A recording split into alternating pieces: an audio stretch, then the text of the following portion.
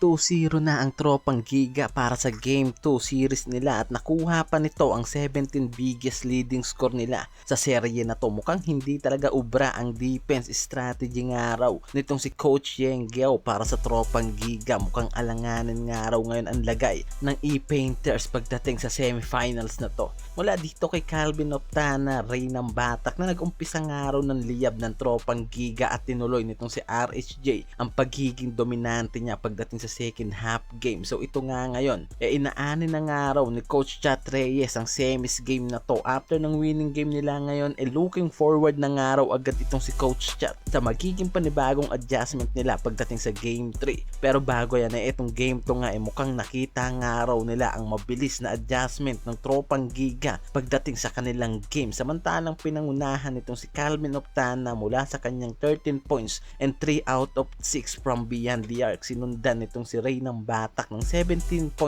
rebounds and 4 assists and 2 out of 3 point shooting in the field. Dito nga nakuha ng tropang Giga ang momentum nga raw pagdating ng halfway mark ng game 2. Samantalang itong si RHJ nagpatuloy nga raw ang pamamayagpag mula sa 23 points and 8 rebounds nito sa game. Sa kabilang dulo, heto't etong rain or shine naman hindi nga raw maganda ang naging lagay pagdating sa game 2 na ito matapos itong si Fuller lang ang may double figure with 13 points on top with 6 rebounds and second half marker. Pero ito ngang si Clarito ang nangunang araw dito sa rain or shine with 18 points. At grabe ang mga off-ball offense na ginawa nito sa Game 2 series na to. At hindi nga lang daw naging maganda ang outcome ng ibang mga players katulad nila Karakat, Lemity, Norwood, Santillan at Nocum na may pare-parehas na single figure lang hanggang matapos ang final quarter game. Malaking araw talaga ngayon ang kinakaharap na problema ngayon ng E-Painters na to ni Coach Yenggao matapos na maagang pahirapan ng talk and text para sa Game 2 series nila. At talaga nga naman na ngayon maagang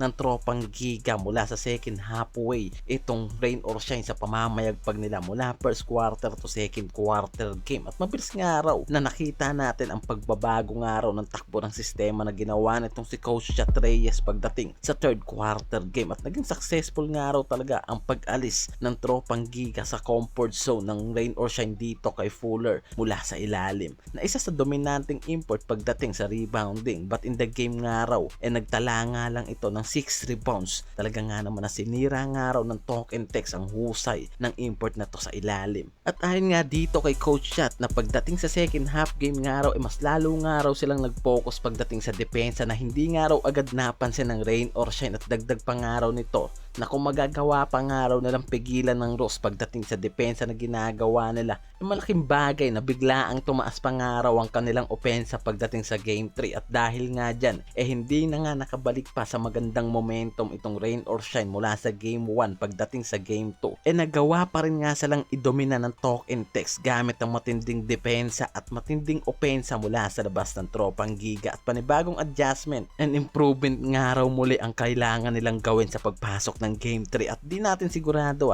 kung anong sistema nga raw ang kailangan baguhin itong si Coach Yenggao sa game 3 na yan. Lalo na ngayon na mukhang kailangan nga raw nilang humabol sa 0-2 lose streak nila dito sa tropang Giga sa semifinals game na to. And kung isa ka sa panate ko sa liga ng PBA at iba pang mga teams, even players, mag-comment down ka na at patuloy na suportahan at i-share ang aking YouTube channel. Maraming salamat sa inyo mga quiz.